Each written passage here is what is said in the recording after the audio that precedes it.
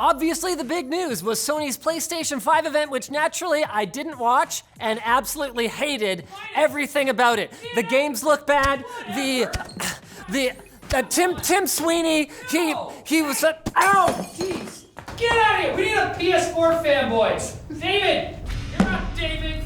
Yeah! Xbox rules. No. It's pretty great. So, Sony finally took off the wraps of the physical design of the PlayStation 5 yesterday, but it looks like some of that wrap got stuck on something because what the frig is this?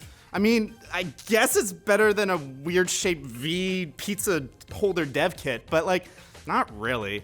Just like Microsoft's upcoming next-gen Xboxes, the PS5 will come in two versions, one with and one without a disk drive, meaning that there'll actually be 4 next-gen consoles launching this fall. Woohoo! I'm gonna get all of them. But if you wanna make your decision based on looks, well, the meme potential of the PS5 is undoubtedly stronger.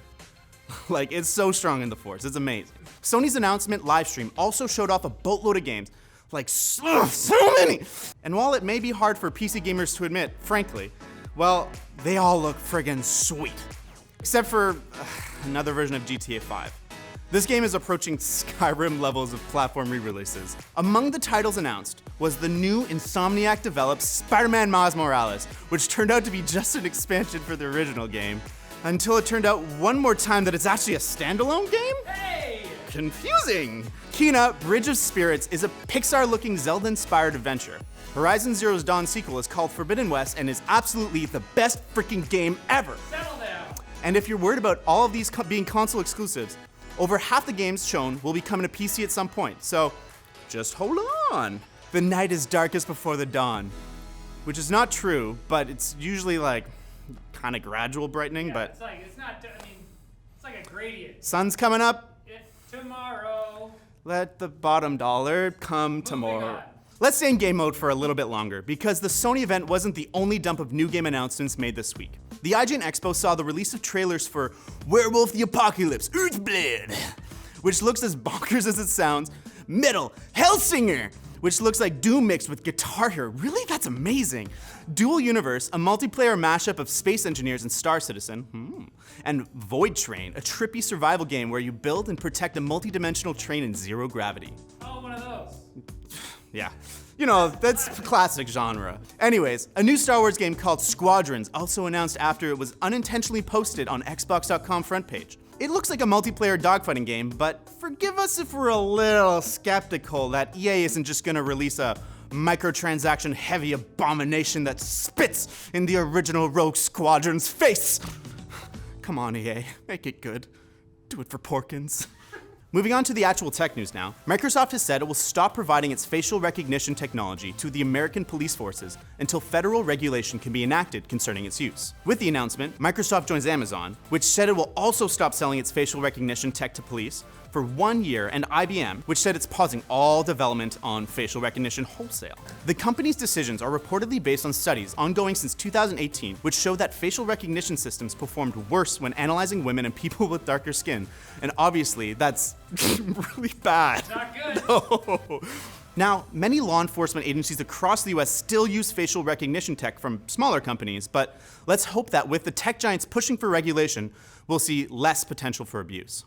Now it's time for the quick bits. Brought to you by Private Internet Access VPN, which lets you mask your IP and encrypt your traffic. PIA offers over 3,300 servers in 30 countries. Holy crap. And with no bandwidth caps, it has configurable encryption levels and a kill switch to keep you in control. And when combined with private browsing, it can make websites think you're in a completely different country. You can practice your acting and pretend you're British. You can connect up to 5 devices at once, whether they be Windows, Mac, Android, iOS, or Linux. And PIA's Maze feature blocks malware and tracking domains. Try it at the link below for a 30-day money-back guarantee. I like my quick bits tossed with some salt, pepper, and a hint of lime. Apple has removed 2 podcast apps from the App Store in China after the apps refused to censor their content at the request of the country's government. Meanwhile, Zoom has added new features that will allow the company to remove or block specific participants if they break China's speech laws. So, in case you were worried about the trade war affecting Apple and Zoom's overseas business, don't worry. Seems like they're doing just fine. Oh, thank goodness. Whew, I'm so worried about Apple every day. Elon Musk's research lab, OpenAI, has started commercial sales of its AI-powered text generation system, with Reddit being one of the first customers hoping to use the tech to automate content moderation. This would sound fine if OpenAI hadn't previously warned that the tech was too dangerous to release. What? I mean, obviously they fixed it and AI text generation is completely harmless. Oh, thank Wait, goodness. who wrote this? Oh, no. 010? Google Stadia is now available on almost every Android phone after a recent update. And even you can play around with new touch controls as well, which are probably horrible. If you jumped in on it early enough, you may have even sneaked in some leaked gameplay of Ubisoft God and Monsters, which accidentally got published on the service briefly before taken down. Google probably saw a big spike in player count, yeah, above more than like 10, and got all excited before they took the game down and everybody left again. It's okay, Google. Snapchat has added voice commands to the app, so you can now ask Snapchat to do things like, make my hair pink, and we'll find a filter to do that. That's pretty cool. I wonder if you can say, hey Snapchat, make me look like I'm on TikTok. Oh, got him. That's the Clock app. And the Internet Archive has ended their National Emergency Library Program, which allowed basically anybody to borrow copyright-protected digital books with no limits after 4 commercial book publishers threatened to sue. It was a nice thing to do during the pandemic, but you can't forget about capitalism for that long. It'll come get ya! Watch out. And we tried to watch out for the end of this episode, but we're there already. Couldn't see that coming.